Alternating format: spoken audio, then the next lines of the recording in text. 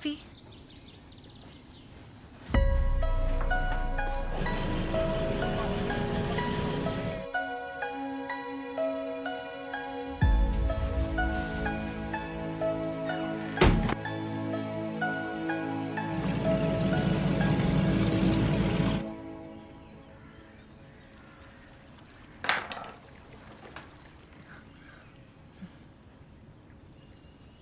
Praveen wait.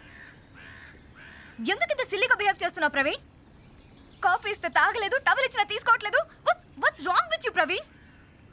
I have thought of telling it to you because I thought you are a person who could understand things.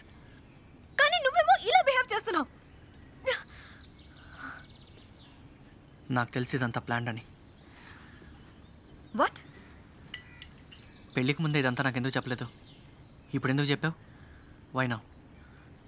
ముందే ఎందుకు చెప్పలేదంటే నాకు అప్పుడు చెప్పాల్సిన అవసరం ఉందనిపించింది. అవునా? పెళ్ళికి ముందు మాత్రం నీకు చెప్పాలనిపించలేదు కదా, కానీ మనం హనీమూన్కి వచ్చిన తర్వాత మాత్రం నీకు ఇదంతా చెప్పాలనిపించింది. ఎందుకు? బాంబు ఎప్పుడు పేల్చాలో నువ్వు డిసైడ్ చేసుకున్నావు కాబట్టి. లేకపోతే నీకేమైనా పాపం అనిపించిందా? గిల్టీగా ఫీల్ అయ్యావా? లేకపోతే నాకు కూడా నీలాగే ఏదైనా ఎఫ్ఐఆర్ ఉంటే నువ్వు సైలెంట్గా ఉండేదానివి. అప్పుడు మన ఇద్దరం ఈక్వల్ కదా. ఓకే ప్రవీణ్, చూడు, నీకు నాకు పెళ్ళయ్యే వరకు వెయిట్ చేసి ప్లాన్ వేసో నేను ఈ విషయం నీతో చెప్పలేదు. ఇన్ఫ్యాక్ట్ నువ్వున్న ఈ పొజిషన్లో వేరే ఎవరున్నా కూడా చెప్పేదానో లేదో కూడా నాకు తెలీదు.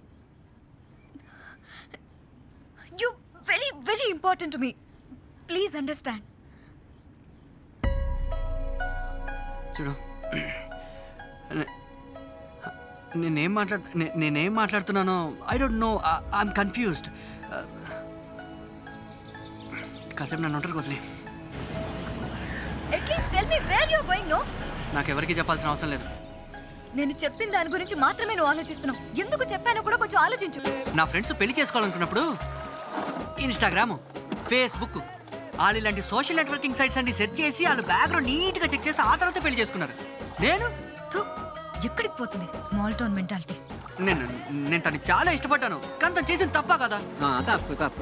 నా ఫ్రెండ్ ఉంది కదా, తను చాలా ఇన్నోసెంట్, ఒప్పుకోవే అని చెప్పింది. తను నా మాట వింటాడు. ఫస్ట్ దాన్ని లాగబెట్టి కొట్టాలి.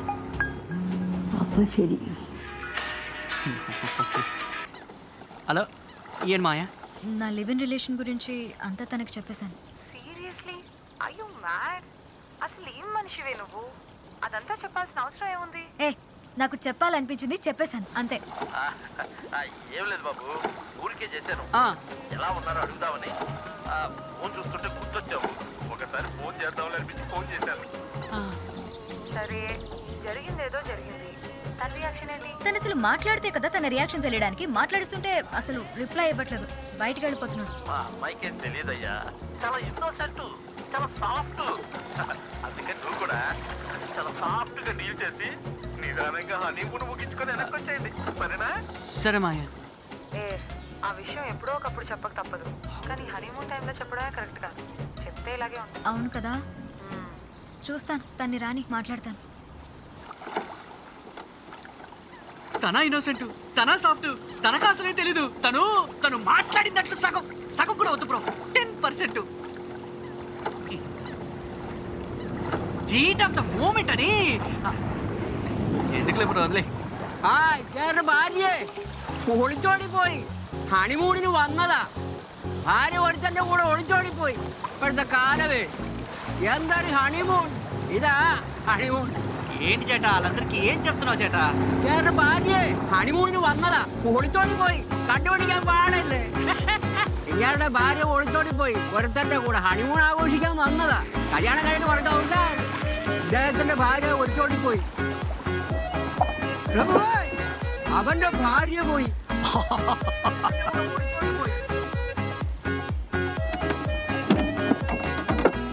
ചെയ്യുവയാ.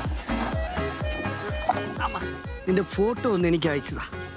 ഞാൻ എല്ലാവരുടെ പറഞ്ഞിട്ട് നിന്റെ ഭാര്യ അന്വേഷിക്കാം. ఏంటి, ఏం ఫోటో? നിന്റെ ഭാര്യ వైఫ్ ఫోటో.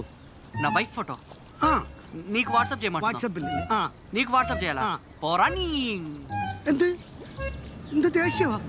എടാ ഒച്ചിനെ പിടിച്ചു കൊടുക്കാന്നല്ലേടാ? അത് തന്നെ പറഞ്ഞു. അയാളെന്തിനാ ദേഷിക്കുന്നത്? അവൻ ആകപ്പാട് തകർന്നിരിക്കുകയാണ്. അയ്യോ.